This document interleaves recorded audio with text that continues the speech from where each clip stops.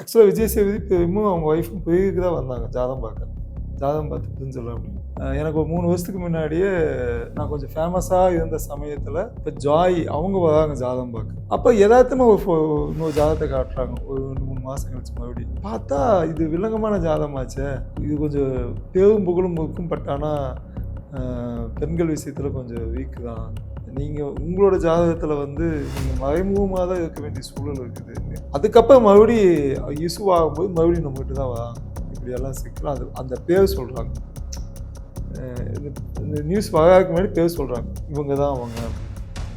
மிகப்பெரிய சாக்கு. கொஞ்சம் ஜாக்கிரதையாக இருங்க, மன உளைச்சல் ஏற்படும், இதெல்லாம் ஆகும்போது ஆமாம் பிரதர் இப்படி ஒரு சிக்கல் இருக்குது, ரொம்ப ரொம்ப கொடுமையெல்லாம் படுத்தி அப்படி அடிச்சுட்டு அப்படி இது பண்ண முடியாது. ஒரு 20 நாள் சுவிட்ச் ஆஃப்லேயே வச்சுட்டாங்க, ஒன்றுமே பண்ண முடியாது, நான் ஏதாவது ஒன்று பண்ணி ஆகணும், அந்த செட்டுக்கு போக வேண்டாம், அதே உங்களுக்கு ஃபோன் பண்ணுவார். கால் ஒன்று வந்துட்டு இருக்குது. அந்த கால் நல்லா எனக்கு தெரியுது. அதில் மாதம் பற்றி அங்கே ஹஸ்பண்ட் போட்டு வருது. அப்போ அந்த பொண்ணுக்கு பழக முடியாது. அந்த பொண்ணு சும்மா விடாது. அந்த பொண்ணோட பாவம் அவங்க குடும்பம் இல்லை, அவன் 7 ஜென்மத்துக்கு வெங்கராஜனோட குடும்பத்தில் இருக்க எல்லாத்துக்கும் பாவம் வந்து சேரும்.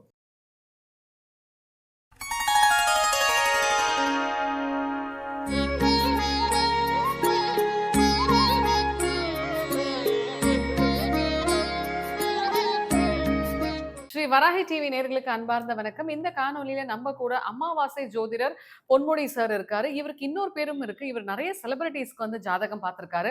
சோ அந்த வகையில இப்போ பாத்தீங்கன்னா ஒரு விஷயம் சர்ச்சையா போயிட்டு இருக்கு அப்படின்னே சொல்லலாம்.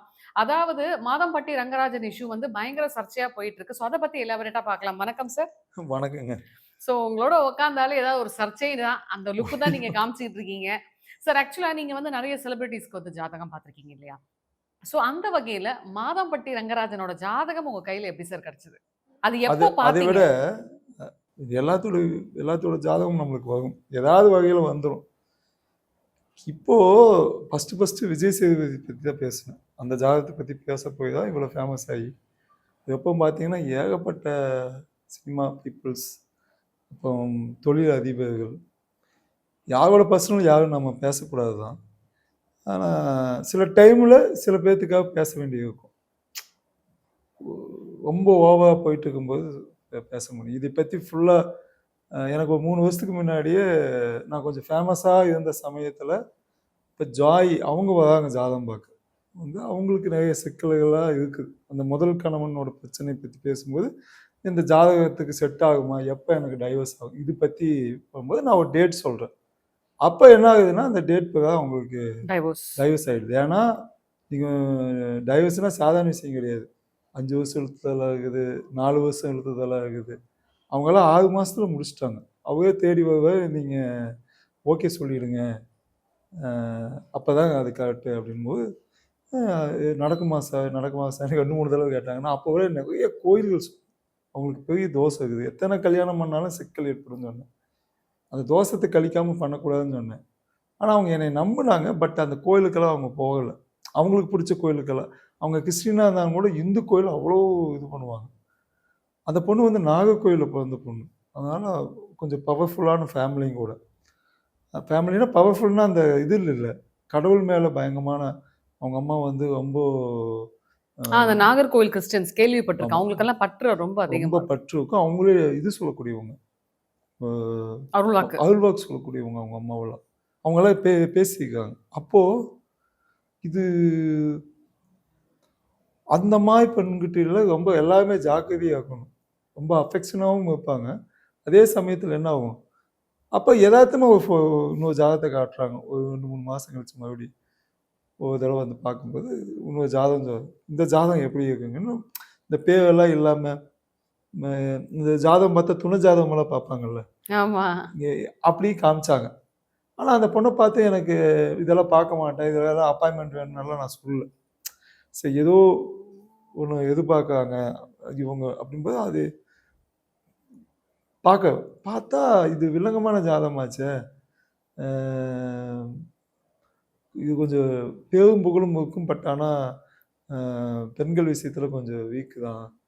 நீங்கள் உங்களோட ஜாதகத்தில் வந்து நீங்கள் மறைமுகமாக தான் இருக்க வேண்டிய சூழல் இருக்குது, நேரடியாக வந்து நிற்க முடியாது அப்படின்னு நான் சொல்கிறேன். சொன்னோன்னே அவங்க ஃபீல் பண்ணாங்க. அதுக்கப்புறம் என்னை கான்டாக்ட் எல்லாம் பண்ணல. நீங்க வேற பெண்கள் விஷயத்துல வீக்ன்ட்டீங்க. எப்படி கான்டாக்ட் பண்ணுவோம்? இதெல்லாம் இருக்கும் அப்படின்னு சொன்னோன்னே, அவங்க யார் என்னன்னாலும் நான் கேட்டுக்கல. கொஞ்ச நாளுக்கு அப்புறம் நியூஸா வரும்போது ஷாக் ஆகுறேன். அதுக்கு முன்னாடி ஒரு டைம் இடையில நான் ஆமா. எப்ப கல்யாணம் ஒரு கல்யாண டேட்டு மாரி ஏதாவது ஒரு டேட்டு சொல்லுங்க அப்படி. அப்போ நான் ஒரு யாருக்கோ நினச்சு நான் சொல்றேன். பொதுவா கேட்பாங்க ஒரு நாளைக்கு சும்மா ஜாதகம் மெசேஜ் எல்லாம் போடுவாங்க. இன்னைக்கு நாள் எப்படி இருக்குதுங்க? நான் இது ஒண்ணு வாங்கணும். அது மாரி நாள் கேட்கும்போது நான் மெசேஜ் போடுறேன். இந்த நாள் நல்லா இருக்குது. நீங்க ஏதாவது ஒண்ணு பண்ணலாம் அப்படின்னு நான் சொல்லி விடுறேன். எனக்கு தெரிஞ்சு அந்த நாள் தான் அவங்க பண்ணியிருப்பாங்க. ஏதோ கோயில்ல தான் பண்ணியிருக்காங்க. பின்னாடி தெரியுது. அதுக்கப்புறம் மறுபடியும் இஷ்யூ ஆகும்போது மறுபடியும் நம்மகிட்ட தான் வராங்க. இப்படியெல்லாம் சிக்கல் அந்த பேர் சொல்றாங்க. இந்த நியூஸ் வர்றதுக்கு முன்னாடி பேர் சொல்றாங்க. இவங்க தான் அவங்க அப்படின்னு. நான் மிகப்பெரிய ஷாக்கு. அப்ப நான் சொல்றேன், அவங்க கோயிலுக்கெல்லாம் போங்க. 2 பேத்துக்குமே தோசை இருக்குது. கோயிலுக்கு போங்க. போனா தான் இவங்களுக்கு என்ன மாதிரியான தோஷம் இருந்தது? மாதம்பட்டி ரங்கராஜனுக்கு என்ன மாதிரியான தோஷம் இருந்தது? 2 பேத்துக்குமே கல்யாணம் மன வாழ்க்கையில தான் சிக்கல் இருக்குது. அவருக்கு 7ல, இவங்களுக்கு 8ல. அவருக்கு எந்த கல்யாணம் பண்ணாலும் ப்ராப்ளம் தான் ஆகும். அதுவும் இல்லாம அவ மான் நட்சத்திரம். விருச்சிக ராசி, அனுச நட்சத்திரம். ஒரு மானுக்கு உண்டான நட்சத்திரம். இவங்க ஒரு எலி. சிம்ம ராசி, மக நட்சத்திரம். அப்போ இவங்களுக்கு டைம் செலவிடும்போது பொதுவா நான் சில பேர்த்த ஃபாலோ பண்ணுவேன். மெசேஜ் போடுவேன். இந்த ஒரு விஷயம் ரொம்ப ஜாக்கிரதையா இருங்க. என்னை ரொம்ப நம்பினவங்க, என்னை ஃபாலோ பண்ணுவவங்களுக்கு நான் பதிலா என்ன பண்ணுவேன்னா, அவங்களுக்கு நான் ஏதாவது வகையில எப்போவாவது டைம் கிடைக்கும்போது, நான் அவங்க ஜாதகத்த போட்டு எப்பவுமே நான் இதெல்லாம் என்னோட இதில எப்பவுமே இருக்கும். ஒருத்தர் பார்த்துட்டாங்க, அதோட அழிச்சிடலாம் இல்ல. என்னோடது எப்பவுமே பெர்மனன்ட்டா என் ஃபோன்ல அதுதான் முக்கியம். அதனால நான் என்ன அவங்க டேட்டு, டைம் எல்லாமே வச்சிருப்பேன். இப்ப நானு எப்ப வேணாலும் நான் போட்டு பார்த்து சொல்ல முடியும். அப்படி அவங்களுக்கு சொல்றேன், "இப்ப ரொம்ப மோசமா இருக்குது. இந்த அஷ்டம சனிக்காக சொல்லல சிம்மராசிக்கு. உங்களுக்கே வந்து கேது புத்தி வரப்போகுது. கொஞ்சம் ஜாக்கிரதையா இருங்க. மன உளைச்சல் ஏற்படும். இதெல்லாம் ஆகும்போது, ஆமா பிரதர். இப்படி ஒரு சிக்கல் இருக்குது. ரொம்ப ரொம்ப கொடுமையெல்லாம் படுத்தியிருக்கு. அப்படி அடிச்சுட்டு அப்படி இது பண்ண முடியாது. சரி கொஞ்சம் பொறுமையா இருங்க. இந்த டேட்டுக்கு அப்புறம் அவவே தானா வருவான்னா." இல்ல, இல்ல நான் ஃபர்ஸ்ட்டு ஸ்டேட்டஸ் போடுறாங்க. நான் போட்டே தீரணும்னு நிக்குவாங்க. நான் தடுக்க 5 நாள். வேண்டாம். வெயிட் பண்ணுங்க. வரட்டும், வரட்டும். ஆனா அவரோட கெட்ட நேரமோ அவருக்காக நான் தடுத்தேன். எப்படியாவது அவருக்கு அவரோட நேரத்துக்கு இவங்க ஃபர்ஸ்ட்டு போட்டா என்ன ஆகும்னா, கண்டிப்பா ஈகோ கிளம்பும். இது விடியும். பயங்கரமான வெடி வெடிக்கும். அப்படின்னு எனக்கு நல்லா தெரியுது. இவங்க கொஞ்சம் தாழ்ந்து போங்க. ஏன்னா குழந்தை இருக்குது. எப்படி இருந்தாலும் அவ வந்து தான் ஆகணும். அப்போ பார்த்தா நியூஸ் போட்டு தட்டி எடுத்துட்டு இருக்காங்க. இப்பதான் கல்யாணம் ஆன மாரியெல்லாம் பேசுறாங்க. இப்பதான் அந்த பொண்ணு இது பண்ணி எல்லாம் பண்ணதாக சொல்லும்போது எனக்கு ரொம்ப சிரிப்பா இருந்தது. அப்போ நான் என்ன சொல்றேன்னா, இந்த விஷயத்த வந்து நீங்க ரொம்ப ஹேண்டில் பண்ணணும். நீங்க கோயிலுக்கெல்லாம் போகணும். இல்ல இந்த ஒரு 20 நாள் சுவிட்ச் ஆஃப்லயே வச்சுட்டாங்க. ஒண்ணுமே பண்ண முடியாது. நான் ஏதாவது ஒண்ணு பண்ணி ஆகணும். அந்த செட்டுக்கு அப்படின்னு போக வேண்டாம். அவரே உங்களுக்கு ஃபோன் பண்ணுவாரு அப்படின்னு. வாங்க போலாம். நான் அடுத்த நாளே ஃபிக்ஸ் பண்றேன். அ பெரியபாளையம்னு சொல்லிட்டு, நான் வழக்கமா கோயிலுக்கு அதுக்குன்னு சில மெட்ராஸ்குள்ள இருக்கவங்களுக்கு அங்க போ சொல்லுவேன். அது புத்து கோயில். அங்க போக வச்சு பெரிய மிராக்கிள்ங்க. நான்லாம் ஒரு 100 தடவையாவது சுத்தி இருப்பேன். அந்த பொண்ணு இதான் ஃபர்ஸ்ட் டைம் வருது. கர்ப்பவதியா வருது.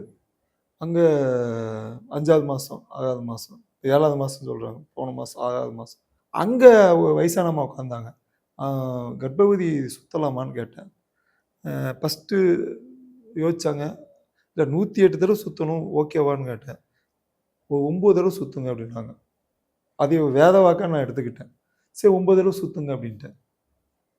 நம்ப மாட்டீங்க. சுத்துவாங்க. அவங்களோட பேக் நான் தான் வாங்கி வைக்கிறேன். ஃபோன் அதுக்குள்ள தான் இருக்குது. சுத்தி முடிச்சாங்க. கூட்டம் வந்தது. அப்போ அங்க ஜேன்னு வந்துட்டு போவாங்க. 2வது தடவ வந்தது. 3வது தடவ வரும்போது இங்க கால் ஒண்ணு வந்துட்டு இருக்குது. அந்த கால் நல்லா எனக்கு தெரியுது அதுல. மாதம்பட்டி ரங்கராஜ் ஹஸ்பண்ட் போட்டு வருது. நானு விட்டுட்டேன். இப்ப நான் குடுத்தா என்ன ஆகும்னா, அது 9 சுத்த ஸ்டாப் மாட்டாங்க. ஆயிடும். இப்ப சுத்துவாங்க. சுத்தி முடிஞ்சோனே பேக் குடுக்குறேன். சுத்தி முடிஞ்சு அந்த வணக்கம் வச்சோனே 9 சுத்து தான். அதான் நினச்சிக்கிட்டேன். அப்பாவே 108 நம்ம சுற்றி.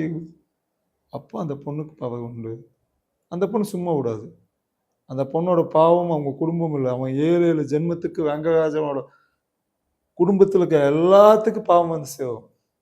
இந்த இன்டர்வியூ மூலியமா நான் என்ன சொல்லிக்க விரும்புகிறேன்னா, தயவு செய்து பெண் பாவம் பொல்லாது தான். ஆனா, இவ பண்ணி பொல்லாதா அப்படின்னு நம்ம நினைப்போம். சில பேர் நீ சொல்லியெல்லாம் பலிக்குமா? முதல்ல நீ யோகியமா? அப்படின்னால சொன்னேன். இந்த பொண்ணுக்கு அவ்வளோ பவர் உண்டு. சிம்ம ராசி மக நட்சத்திரம் ஜெயலலிதாம்மாவோட ராசி. சாதாரண விஷயம் கிடையாது. எடப்போ அப்போ அது இந்த அம்மா ஜெயலலிதாம்மாவா? ஓகே அப்படியே இல்ல. அந்தோட தொழில அது வந்து கொடி கட்டி பறந்து இருக்குது. கொடி கட்டி பறந்து இருக்குது. காஸ்டியூம் டிசைன் எல்லாம் ஃபேமஸுங்காட்டி தானே நீ வேலைக்கு வச்சுக்கிட்ட. இதையே அந்த அவ உணர்ந்தாங்கன்னா இன் ஃபியூச்சர்ல இது வந்து இவோட போகாது. இவருக்கு 2 பசங்க இருக்குன்னு சொல்றாங்கல்ல, அந்த பையனையும் பாதிக்கும். இந்த பொண்ணை நீங்க என்ன வேணாலும் பண்ணலாம். உங்களோட பவர் வச்சு, பணத்தை வச்சு என்ன வேணாலும் பண்ணலாம். ஆனா மிகப்பெரிய சிக்கல்ல அவங்க மாட்ட போறாங்க. சாபம் ஒரு சிக்கல்ல. எத்தனை யுகம் எடுத்து நீ கோடி கோடி ஹெலிகாப்டர்லயே நீ போய் இத யாகம் நடத்தினாலும், ஏன் ஃப்ளைட்லயே நான் போறேன்னு சொல்றாங்க. ஃப்ளைட்டெல்லாம் வச்சிருக்கேன். நான் வந்து ஃப்ளைட்ல தான் தண்ணிய கொண்டு போய் ஊத்துவேன். கல்யாணம் இதெல்லாமே நீ என்ன பண்ணாலும் தோசை மாட்டிக்கும். நீ எந்த தொழில் நம்பையோ அதே தொழில் உன்னை டவுன் பண்ண வைக்கும். இந்த ஒரு விஷயத்தை வச்சு. உன்னை வந்து ஒரு பொண்ணை தொட்டான் கெட்டான்னால அந்த காலத்துல சொல்லியிருக்காங்கல்ல. எதை கெட்டான்? பொண்ணை நீ தப்பா யூஸ் பண்ண கெட்டான். சாதாரண ஜாதகத்தை நீ தொடல. இது அவ ஏதோ பணத்துக்கு எத்தனை கல்யாணம் பண்ணி வைக்கிறாரு. கல்யாண மண்டபத்துல சாப்பாடு போட்டுக்க. அப்ப அவரோட ஜாதகத்தை அவ பார்க்கணுமா வேண்டாமா? நீங்க என்ன சொல்றீங்கன்னா, தோஷம் இருந்துச்சுன்னா வந்து அந்த தோஷத்தை நிவர்த்தி பண்ணணும்ன்றீங்களா? பண்ணணும். பண்ணாமலாம் கை வைக்கவே கூடாது. அப்படியே கல்யாணம் பண்ணிட்டாங்க கூட மீண்டும் போய் பண்ணணும். இப்ப குழந்தையே ஆயிடுச்சு. சாஷ்டாங்கமா கையெடுத்து காலை தொட்டு கும்பிட்டு சேர்ந்து ஒன் சைடில் இருந்தலான்னு சொல்லணும். சொல்லாம அவ செஞ்சா மறுபடியும் அந்த பொண்ணை காயப்படுத்தினாலோ அழுக வச்சாலோ அந்த இப்போ 7 டு இந்த 10 மாசம் இருக்குதுங்க. 7 டு 10வது மாசம் அந்த குழந்தை பிறக்க வைக்க இவங்களே ஒரு குழந்தை மாதிரி ஆயிடுவாங்க.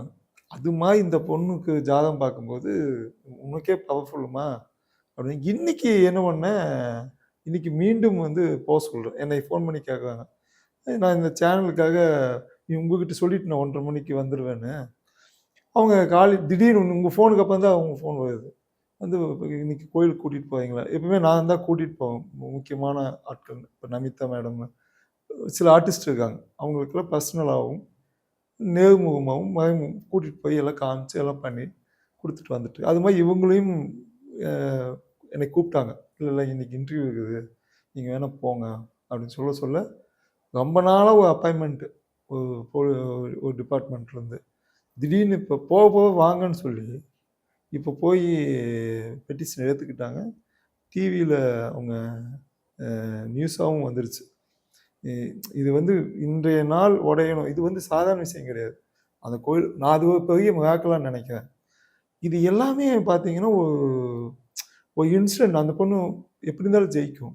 இப்போ பவர்ஃபுல்லான ஜாதகம்னு சொல்றீங்கல்ல, அது அந்த மாதிரியான அப்ப பெண்களை வந்து இப்போ ஒரு ஆண் நோகடிக்கிறாங்க அப்படின்னா என்ன மாதிரியான விளைவுகளை அந்த குடும்பம் சந்திக்கும்?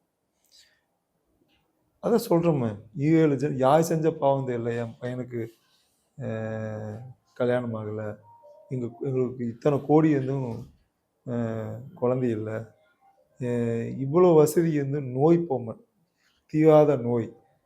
அதுக்கப்புறம் ஒவ்வொரு ஜென்மத்திலையும் அவங்களுக்கு வந்து ஏதாவது ஒரு தடைகள் இருந்துகிட்டே இருக்கும். அந்த பொண்ணு என்ன நினைக்குதுன்னு பார்த்துக்குது. இப்போ சில பேர் நல்லா தான் சார் இருப்பாங்க. திடீர்னுட்டு ஒரு மாதிரி மனநல பாதிக்கப்பட்ட மாதிரி இருப்பாங்க. ஒரு மாதிரி பித்து பிடிச்ச மாதிரி ஆயிடுவாங்க. கேட்டால் எனக்கு செஞ்சு வச்சுட்டாங்க, செய்வினை வச்சுட்டாங்கலாம் சொல்லுவாங்க. நான் என்ன கேட்குறேன்னா, தோஷத்தோட தாக்கத்தினால இப்போ தானே. சொன்னீங்களே கொஞ்ச நாளைக்கு முன்னாடி ஒரு கேள்வி, இவ பெண் சாபம் விட்டால் என்ன ஆகும்னு. எங்கேயோ இடத்துல ஒரு டைமில் நடந்திருக்கும். இவன் பண்ணியிருக்க மாட்டான். இவன் போன ஜென்மத்திலையோ அடுத்த ஜென்மத்திலையோ இல்லை இவங்க அப்பாவோ தாத்தாவோ பண்ணியிருப்பான். அவள் பைத்தியக்காரி பைத்தியம் முடிச்சு செத்து இருப்பான்னு வச்சுக்கோங்களேன். இப்போ இந்த பொண்ணு தைரியமாக இருந்தங்காட்டி போலீஸ் இதுக்கு போச்சு. இன்னைக்கு வந்து ஐஜியாவோ டிஏஜியாவோ ஏதோ கமிஷன் ஆஃபீஸுக்கு போயிடுச்சு. அந்த காலத்துல போக முடியாம இது ஒரு ஊருக்குள்ள நடக்குதுன்னு வச்சுக்கோங்க. ஒரு ஜமீன்தார் குடும்பத்துல நடக்குது. இதே கோயம்புத்தூர்ல ஜமீன்தார் குடும்பத்துல நடக்குது. அடிச்சு உதைச்சு ஒரு மூலையில குடும்பத்தையே எனக்கு கேள்விப்பட்டு குடும்பத்தையே கட்டி வச்சு ஆமா எரிச்சு உதைப்பாங்க. அது மாதிரிலாம் பழைய காலத்துல இப்போ கதைலாம் வரும். இதுவே ஒரு 50 30 வருஷம் 40 வருஷம் தான் கதி என்ன இருக்குன்னு யோசிப்பேன். இன்னைக்கு சோசியல் மீடியாவும் இவ்வளவு நம்ம நாகையும் வளர்ந்தங்காட்டி இப்போ அந்த பொண்ணு தைரியமா போய் ஒரு ரிப்போர்ட் கொடுக்க முடிஞ்சது. இப்போ வெளியில் வந்தோடனே பேட்டி கொடுக்க முடிஞ்சது. இன்னும் பிரச்சனையெல்லாம் இன்னிதான் பூதகமாக கிளம்புவாங்க. யார் உண்மை யார் நியாயம் நடக்கும். அந்த பொண்ணு கண்டிப்பாக ஜெயிக்கும். உண்மையிலேயே எனக்கு மனைவி எப்படி இருந்தாலும் மனைவி வேணுமில்ல. அவருக்கு ரெண்டாவது அவரு சிசு வாழுதல்ல வயிற்றுல. அப்போ கண்டிப்பா அவர் சேர்ந்து தான் வாழ்ந்தா அது அவர் செஞ்ச பாவமெல்லாம் கழிக்கப்படும். இல்லைன்னா அந்த பையன் வளர வளர அவன் டெய்லி ஒரு சாவு பண்ணுவான். அப்பா இன்னாதான்னு தெரியும். ஆனா அப்பான்னு கூப்பிட முடியாது. இது இன்னும் கொடுமையாகும். சார் அப்போ நீங்க சொல்றீங்க பொதுவா இந்த மாதிரி பெண் சாபம் வந்து பொல்லாததுன்னு. இந்த ஊடக இந்த இந்த பதிவு பார்த்துட்டு இருக்க நிறைய பேருக்கு இந்த சந்தேகம் வரலாம். சும்மாவே வந்து சில பெண்கள் சாபம் விடுவாங்க. ஏதாவது ஒண்ணு பண்ண வேண்டியது, பிள்ளைங்க பேச்ச கேட்கலனா, இல்ல கணவர்மார்கள் பேச்ச கேட்கலனா நான் சபிச்சிருவேன், பெண் சாபம் பொல்லாததுன்னு சொல்லி, அதெல்லாம் பெணாத்துறதெல்லாம் பலிக்குமா சார்? பழிக்காது. உண்மையிலேயே இப்ப இந்த பொண்ணை நிர்கதியை விட்டாங்க. ஒரு கர்ப்பவதிய கலைக்கணும்னு நினைச்சாங்கல்ல. அதான் பிரச்சனையே. கலைக்க சொல்லிதான் பிரச்சனை. நான் கலைக்க வேண்டாமான்ட்டேன். கலைக்க வேண்டான்னு அந்த பொண்ணு முடிவெடுத்ததுக்கு அப்புறம் தான் இவ்வளவு சிக்கல் அந்த பொண்ணுக்கு வருது. ஆமா இப்ப அந்த பொண்ணு நிர்கதியே விட்ட மாதிரி தானே. இப்ப விட்ட சாபம் தான் பலிக்கும். சார் இப்போ இன்னும் ஒரே ஒரு கேள்வி சார். இப்போ பொதுவா இந்த மாதிரியான சாபத்துல மாட்டிக்கிறவங்க, இல்ல தோஷங்கள்ல மாட்டிக்கிறவங்களுக்கு வந்து நிறைய விமோச்சனங்கள் இருக்கு அப்படின்னு நீங்க சொல்றீங்க இல்லையா? அது வந்து பொதுவா நீங்க இந்த கோவிலுக்கு போங்க அப்படின்னு சொல்வீங்களா? இல்ல ஜாதகத்தை பார்த்து துல்லியமா சொல்வீங்களா சார்? துல்லியமா பார்த்து சொல்றது உண்டு. இது ஒரு பெரிய விஷயமே இல்லை. ஆனா ரொம்ப கஷ்டமான விஷயம். பெரிய விஷயம் இல்லை நாம அது சொல்லி நீங்க சொல்ல உங்க எக்ஸ்பீரியன்ஸுக்கு. சேர நாடு, சோழ நாடு, பாண்டிய நாடு. இப்ப அப்படி இருக்கிற காலத்துல தான் ஜாதகம் எழுதப்பட்டது. தமிழ்நாடு, ஆந்திராவில் இருக்கும்போது எழுதலை. சேர நாடு, சோழ நாடு, பாண்டிய நாடு. இந்த 3 நாட்டுக்குள் இருக்கக்கூடிய ராகு கோயிலும், இந்த 3 நாட்டுக்குள் இருக்கக்கூடிய சிவன் கோயிலும், இந்த 3 நாட்டுக்குள் இருக்கக்கூடிய சனி கோயிலும் போகணும். 3 நாடுங்க அப்படி பக்கத்து ஊர் கிடையாது. நீங்க சொல்றத பார்த்தா ஒண்ணு ஒரு துருவத்துல இருக்கும் போல இருக்கு சார். சாதாரண விஷயம் கிடையாது. இதெல்லாம் நான் போயிட்டு வந்தேன். அப்படி போனா வாழ்க்கை மாறும். மாறும். லேட் ஆகும். மாறும். மாறுச்சு. நீங்க கூட இப்போ 5 நிமிஷம் என் குழந்தைக்கு பர்த்டேன்னு சொல்லும்போது நீங்க சந்தோஷப்பட்டீங்க. டக்கு டக்கு டக்குன்னு பண்ணிட்டியேடா அப்படின்னு. அப்போ மாத்துனேன். கடவுளால முடியாதது எதுவுமே இல்லைன்றீங்க. உண்மையா உங்க கூட பேசுனதுல மிக்க மகிழ்ச்சி சார். ஒரு பாசிட்டிவ் வைப் இருக்கு. அதாவது தெய்வத்தால் ஆகாதது ஒன்றும் இல்லை அப்படின்றீங்க. ஸோ பார்த்துட்டு இருக்க நேயர்களுக்கு எவ்வளோ பேர் எவ்வளோ பிரச்சனைகள் இருக்கலாம், தோஷங்கள் இருக்கலாம். ஸோ கண்டிப்பா உங்களை வந்து அணுகுனா நீங்க அந்த ஜாதகத்தை பார்த்து அவங்களுக்கான அந்த தீர்வை சொல்வீங்க இல்லையா? கண்டிப்பா. அதாவது எத்தனையோ குடும்பம் பிரியாம இருக்கக்கு வழிகள் இருக்குது. 2 பேர் பிரிஞ்சலான்னு முடிவு பண்ணி வருவாங்க. சேர்த்து வச்சிருக்கு. அதுல நிறைய பேர் சேர்த்து வச்சதுல ஒரு ஆளோட சேர்த்து வச்சது சொல்றேன். ஆக்சுவலாக விஜய் சேதுபதி பெருமும் அவங்க ஒய்ஃபும் பெரியக்கு தான் வந்தாங்க ஜாதகம் பார்க்க. ஜாதகம் பார்த்து பிரிஞ்சிடலாம் அப்படின்னு. அவங்க சொல்லிட்டா பிரிஞ்சிடலாம்.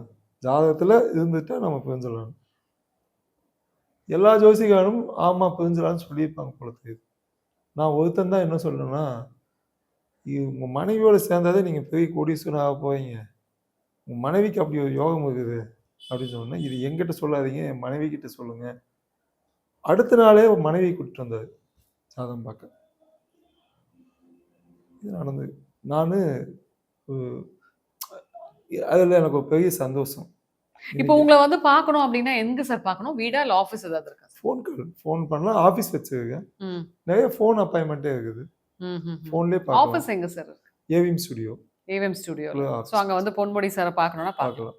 ஸோ கண்டிப்பாக ரொம்ப மிக்க மகிழ்ச்சி சார். உங்க கூட நிறைய விஷயத்த பேசுறதுல மகிழ்ச்சி. ஸோ பார்த்துட்டு இருக்க நேர்கள் சார்ட்ட ஜாதகம் பார்க்கணும்னு நினைச்சீங்கன்னா நீங்க கண்டிப்பா வந்து ஏவிஎம் ஸ்டுடியோவில் போய் மீட் பண்ணிக்கலாம்னு நினைக்கிறேன். கால் பண்ணலாம். காலும் பண்ணிக்கலாம். எனக்கு தேடினா கூகுளில் தேடினா என் பேர் தேடினா பொன்முடி அஸ்ட்ராலஜின்னு போட்டு ஏதாவது வகையில் நம்பர் கிடைக்கும். Super sir. ஆமா இப்பதான் தேடினாலே கூகுளில் கிடைக்குது. ஸோ நிறைய விஷயங்கள் சொன்னீங்க சார். நன்றி. நன்றி.